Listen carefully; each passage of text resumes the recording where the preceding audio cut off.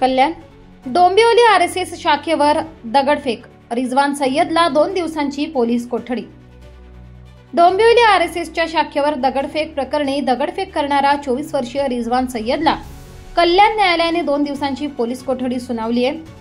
संघटनेवर लहान मुलांवरती हा हल्ला का केला गेला, याच्या पाठीमागे अजून कोणी आहे का, या सर्व चौकशीसाठी कल्याण न्यायालयाने 2 दिवसांची पोलीस कोठडी सुनावली आहे। या प्रकरणी टिळकनगर पोलिसांनी एकूण 5 आरोपींना ताब्यात घेतले असून 4 आरोपी अल्पवयीन असल्याने त्यांना बालसुधारगृहात पाठवण्यात आल्याची माहिती पोलिसांनी दिली आहे। काय नेमका युक्तिवाद झाला?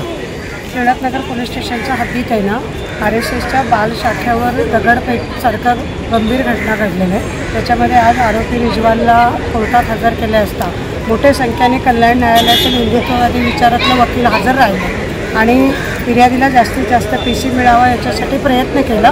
माननीय न्यायालयाने 2 दिवसाच्या त्याला सखोल तपासासाठी पीसी दिलेला। त्याच्यामागे कोणाचा हात आहे का आणि ह्या घटनेच्या मागे आणखीन कोणी माणसं आहे का या तपास करण्यासाठी त्याला जास्तीत जास्त पीसी देण्यात आली। हा जो गुन्हा